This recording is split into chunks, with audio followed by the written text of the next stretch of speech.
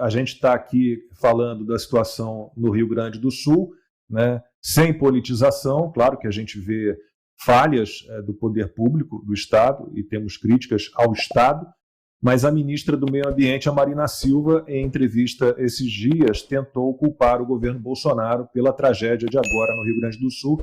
Aí depois ela disse, não, mas nos últimos 30 anos o poder público falhou, e aí ela esqueceu de fazer as contas, porque 16 desses últimos 30 anos a gente teve o PT no poder, né?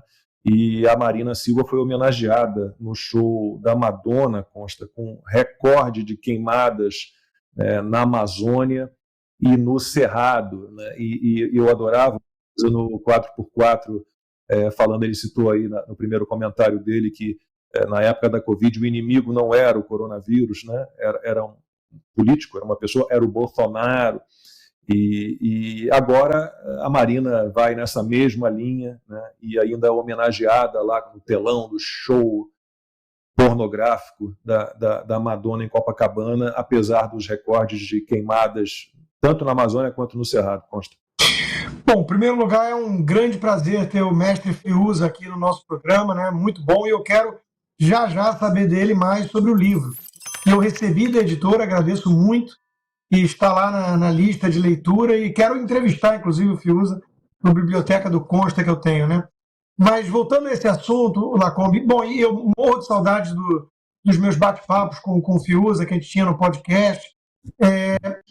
Ele sempre trazia uma visão complementar à minha, né? Uma visão um pouco mais cínica, digamos assim, do ser humano, que escolhe nas prateleiras um manto ideológico para puro carreirismo, oportunismo, algo assim. E eu vinha com uma visão de que, olha, a ideologia pode servir como manto, mas ela muitas vezes alimenta uma certa visão de mundo deturpada e por aí vai. Então são visões complementares. E nesse caso da Marina, eu não consigo pensar de outra forma que não a forma mais cínica. Ali não há ideologia nenhuma, porque, veja, ela foi massacrada pela turma do PT naquela disputa eleitoral. Ela foi tratada como o Bolsonaro foi tratado. Aliás, até o José Serra, né, que é um sujeito de esquerda e tudo, ele também já foi rotulado de fascista e não sei o quê pela esquerda petista. Então, a Marina foi execrada por essa turma, foi rastejando arrumar um carguinho ali, um ministério, né? E fica com esse papo que encanta uma juventude meio perdida, a geração Greta Thunberg, que fala que não vai nem ter filho, porque está apavorada com os rumos do planeta e por aí vai. E aí fica jogando essas culpas no ar, né, apontando dedos. O Bolsonaro foi culpado, os negacionistas, que é uma expressão que a gente ouviu muito ali no auge da pandemia, que o Fiuza lembrou muito bem, né, das medidas anticientíficas autoritárias que deviam ter o ônus da prova, mas não precisavam disso, né?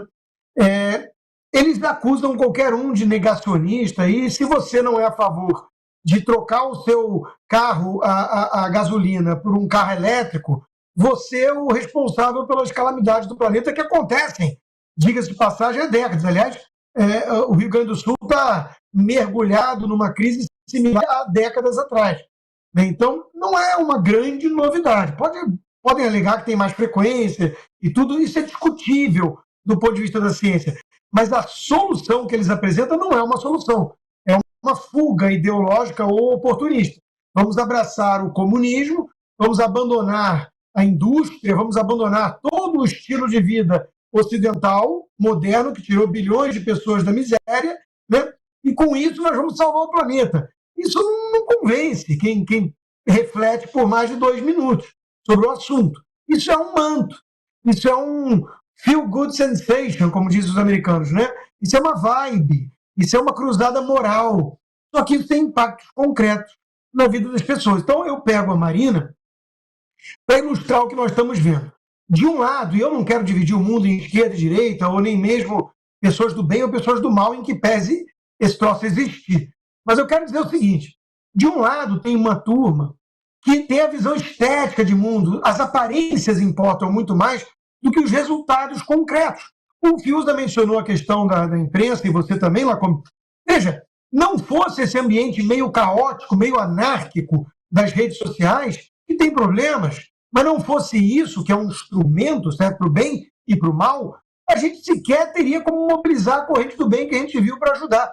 Se dependesse só da Globo, com o seu antigo monopólio, o final de semana ia ter sido por conta da Madonna. Aí hoje a gente estaria, ih, caramba, tem um negócio dramático acontecendo. Né? Olha só o que teria sido perdido nesses dias.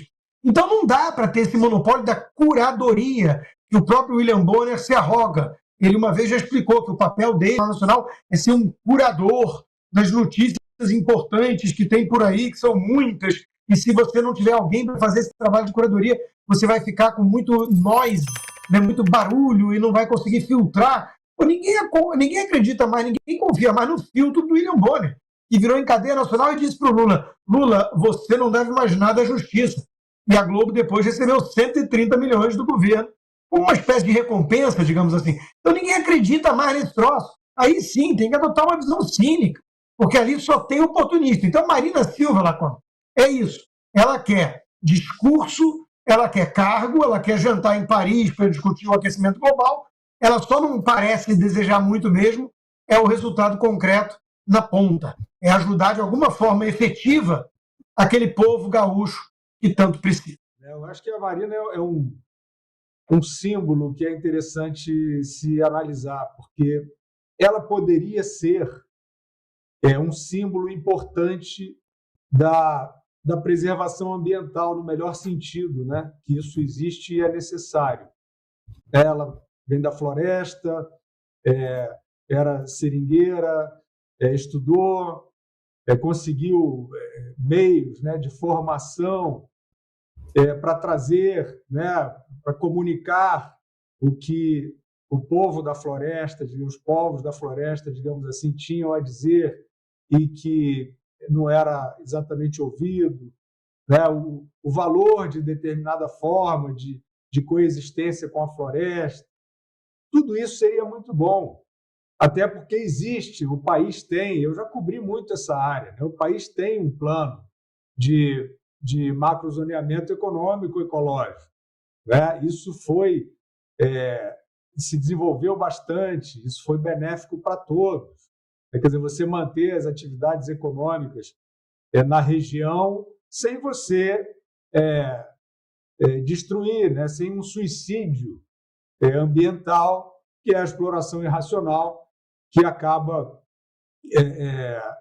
liquidando, de fato, os recursos naturais. Existe esse perigo, existe esse problema. Mas, infelizmente, isso não aconteceu.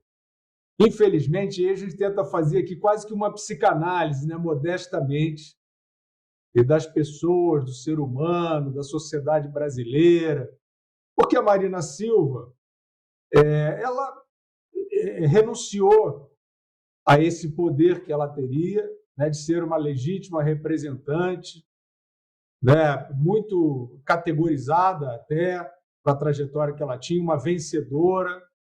Mas aí começou aquilo, ela ia ao programa do Jô Soares, uma vez, duas vezes, três vezes, seria ótimo, porque também, né, pessoas que passaram dificuldade e venceram, elas também têm direito a ser irreverentes, etc. Mas qual é o mal do mundo hoje? Muito claro, não estou fazendo nenhuma descoberta genial. As pessoas estão achando, né, que podem viver em berço esplêndido do seu próprio narcisismo. Todo mundo é um personagem, todo mundo quer sombra e água fresca. Então, a Marina Silva, em vez dela ser honesta intelectualmente com tudo que ela sabe e com tudo que ela representa, e poderia continuar representando, ela resolveu virar um bibelô da burguesia. Então, o que acontece com a Marina Silva? Ela se transforma num emblema, num verniz, que é abraçado por grandes intelectuais como André Lara Rezende, Eduardo Janete da Fonseca, outros também que são, né, pessoas respeitáveis aí na formulação, né, grandes autores, o André Lara Rezende, inclusive, um dos autores do Plano Real. Eles vão lá e se transformam em ideólogos, supostamente, da Marina Silva, com uma cartilha ridícula, com uma cartilha patética, com uma cartilha que é propaganda enganosa, né, de um suposto ideário democrático, democracia de alta intensidade. Lacombe, Constantino e prezada audiência, isso aí é brinquedo de burguês. Né? Isso aí é brinquedo de burguês. Isso aí é burguês brincando de virtuoso.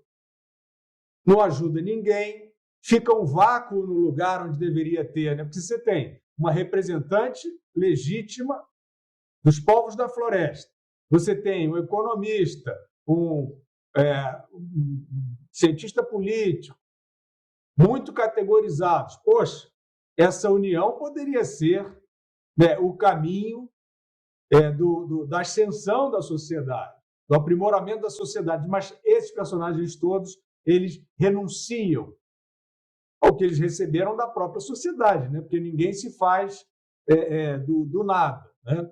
Eles renunciam a esse papel e eles preferem o berço esplêndido do seu narcisismo, eles preferem as facilidades que advêm desse tipo de propaganda, porque aí fica esse negócio eternamente. E eu até paro por aqui em relação à análise desse fenômeno lamentável, porque uma das funções que quem não está nessa tem é justamente começar a não passar mais recibo.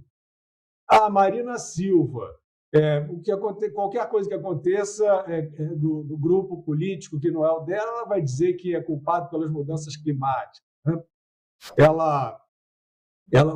O partido, enfim, o grupo político ao qual ela serve, ela já associou com corrupção. Isso não tem mais problema nenhum para ela.